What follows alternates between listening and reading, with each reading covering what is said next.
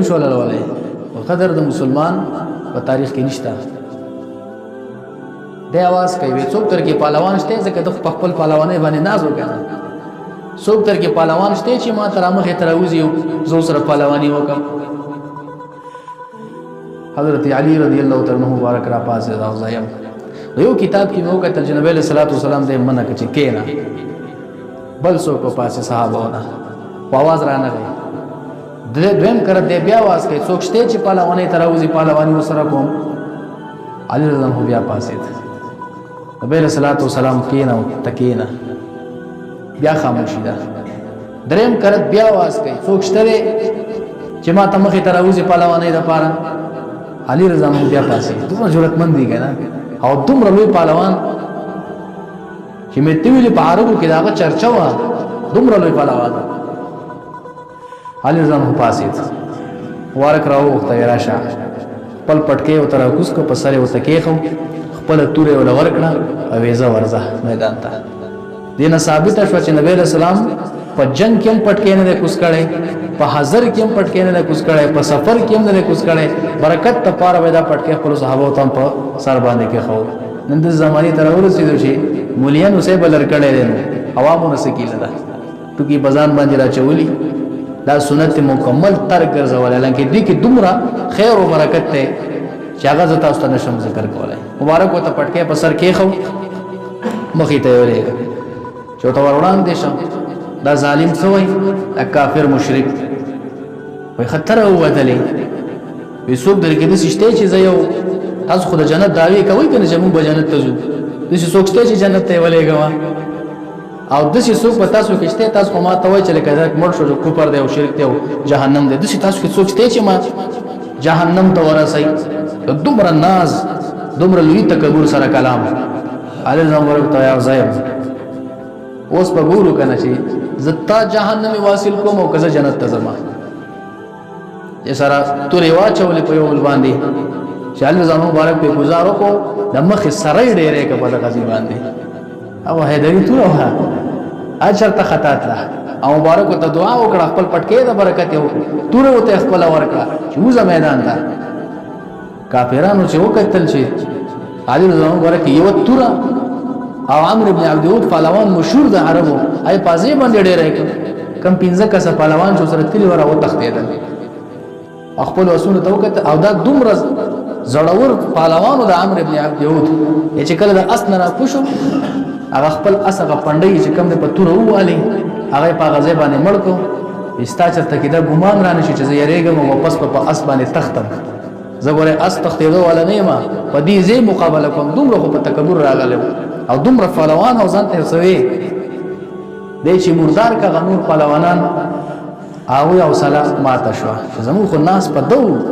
مو خو ټول عمله په دغه ولا چې دې زمونږ لارنو چلو په تخت باندې شو چې پراتیست شو بده کې څلور کسان هغه خپل اسونه تیز کړل اصله چټو پور کو پوري وړي یو کس کته وړي د بری خندق کې وانه وړي علي زمو ته نبی رسول مبارک پر مې کته ور پسې کوشو دغه زې مردار کا علي زمو پسې کته کوشو او په دغه خندق کې دنه چې کم دی مردار کو جهنم واصل کافرانو چې وکتل چې دغه مټي سزا مو سره وشولا مون خو سره کوم دغه یو عمرو بن عبد الود دغه پهلوان مو د مقابله لپاره راوسته ځکه دوی خو مخکې جنگونه کړیو د مسلمانانو سره دوی ته پته و چې د یو پهلوان پسې کاته غواړي چې دوی سره په جنگ په میدان باندې وجنګي کدی کې صحابه کرام کو د قوت ایمانی جذبه او بیا د حضرت علی او پهلوان ته هغه هم د چانه پټ پلان وکړه او د ځان الله تبارک تعالی دومره طاقت ورګړو لوی پهلوان بس په دیو کې یاره خورا شو ما تاسو تقریبا د میاشه پورې په دې ځکه دیو ناشتي ګوري را ګوري موقع خو مقوله پلاس نه ورځي یو صحابي راغی نبی صلی الله علیه وسلم ته فرمای نعیم بن مسعود رضی الله تعالی عنہ نامه ده وی الله رسول ما ایمان راوړل خو زما د قومیان ته پته نشته چې ما ایمان راوړل ما پټ ساتل خپل ایمان او ده هم د دقه بنو قریظه د قبيله سره نو ما ایمان راوړل خو زما د قومیانو ته پته نشته دی هيا د الله رسول ته پته شته چې زړه زړه صادق ما پته ایمان راوړل نن زه قرباني ورکوم ما ته طریقو خا چې ته څه امر کې زې منم څه شي تاسو ما ته فرمایي مبارک تو فرمایي وې داسې وکړه لاړ شه او د دې قبیلو په مابین کې چې کوم دی یو اختلاف واچوه لکه جنګ خو چې کوم دی چل ته ویلی کېږي نو چل ورسه وکړه د دې د حوصلې ماتې که په څه طریقه باندې چې د دې ځای نه ځي که نور خو د جنګ کولو نه و تقریبا میاشت ناست دي دی چې لاړ اول هغه خپلو قبیلې والا ته ورغی ورته وایي چې ګوره تاسو خو ما پېژنئ چې زه ستاسو قبیلې والا یم زه ستاسو سره څومره صادقه یم او ستاسو په ما څومره اعتماد دی ټول ته بالکل صحیح ته زموږ سړی زموږ قام والا زموږ قبیلې والا هېڅ خبره نشته دی وایه څه وایې وایي زه تاسو ته نصیحت کوم نصیحت درته دا کوم چې تاسو خو دلته په مدینه منوره کې دننه اوسېږئ دا قریشیانو د بهر نه رابوختلي دي دا بنو غطفانو د بهر نه رابوختلي مکې مکرمې نه که دوی ستاسو نه وتښتېدي د جنګ نه او تاسو دلته پرېږدي یوازې د صحابه کرامو ته بیا د صحابه یوازې جواب کولی شئ چې په 10,000 کسانو جواب نشي کولی په 2-3 کسانو جواب څه ورکوي خان وایي څه چې وکړو وایي د دې قریشیانو نه او د دې بنو غطفان نه تاسو چې کوم دی په ګاڼه کې یو څو مشران کسان واخلئ که تاسو وتښتېدئ زموږ نه نو موږ به دا کسان ستاسو نه چې کوم دی وژنو او که ونه تښتېدئ او جنګ ورسره وکړو دا کسان به درکو دله تاسو د دیو نه یو څه کسان والئ مضبوط کسان دې والئ او دا خو ستاسو کلی دی که دا دیو د نه واخلي دا صحابه کرام تاسو ته نقصان دی ورته وباسي او که دا جنګ تاسو وګټئ نو دا خو ستاسو بچي دي دلته کې او ستاسو مالونه دي دا به ضایع کېږي که دا خو د بهر نه راغلي بیا به نه صحیح څه غواړي که نه څه ترې واخلئ وی ټیک دی هلته کې قریشیانو ته ورغی قریشیان ته وویل تاسو خو ما پېژنئ که نه چې زه ستاسو سره ملګری یم پاتې شوی یم تاسو په ما اعتماد دا بالکل صحیح ده ووایه وی زه د یو نصیحت کوم خو زما نصیحت ومنئ وی څه وی دا بنو قریظه چې دي یهودي د مدینې منورې چې کوم یهودیان وو دی چې ته مخکې ورغلی وی دا یهودیان ستاسو سره چل کوي ستاسو نه یو څه کسان اخلي او نور دیو په دې جنګ باندې ستومانه شوي دي او دغه نبی له صلوات و سلام ته ورکوي چې دغه څو کسان درکو دا مردار کوي او نور دا جنگ ختمو موږ معاف کوي او تاسو سره شوي ستاسو نه څو کسان اخلي او له ورکوي قریشیان وی دا خبره ده یو به دغه خبره ده او ما ته اورېدلې ده او ما ته نصيحت په تور باندې خبره وکړه نور خو خپل ده ورې کسان ورنه کوي او له ورکوي او په خپل نور جوړ شي د مسلمانانو سره او دوی خو مخکې معاهده و د مسلمانانو سره میثاق مدینه شوه هغه ویریدل دغه سلار په بنو غطفان پسې ایته ویل چې 69 کوم دا خلک چې کم دا بنو قریظه دي د مدینه منورې يهوديان دي د مسلمانانو سره جنگ نشي کولای دیو سو ځان رضا کوي دا اوس رسول هر ولی روغ را ولی ستاسو نه څه کسان اخلي غول ور کوي چې دا مړه کوي مرداري کوي بزمو سره وغه کوي وګوره کسان ور نه کوي حالت قریشیان او بنو غطفان یو غلط نږدې وغه ول سلام وکړه دا خبر کار روان دی کدی خو د مکې نه راوستي وګنه هی دا کار روان دی بس په څه خو موږ چرته نشو کولای حالت کې بنو قریظه ته ویل چې څه کسان دی والي دوی نه ونه تختی بنو قریظه چې بل ورځ خبره ولې غلا بس موږ له قریشیان او بنو غطفان قبيله مشران څو کسان راکې زموږ په تاسو اعتماد نشته که تاسو نو تخته دي کسان ته موږ واځي پرې دي موږ به چل کو حالت قریشیان او بنو غطفان او کنه نو عین بن مسعود خبر رښتیا شو کنه زموږ کسان غواړي او ویلې ورکوي دا خبره ټیک شو کنه فکر او پیراغه حالت کې قریشیانو بنو غطفان انکار وکړ کسان درکو اغل تبو نذیر ته پته ولګی چې خا دی چې دا کسان نه راکې نو دا د نعیم بن مسعود خبره صحیح ده کله زموږ تخته واځي د خلکو تفریدي چې موږ غاڼه نه راکې خو دې کې چل لې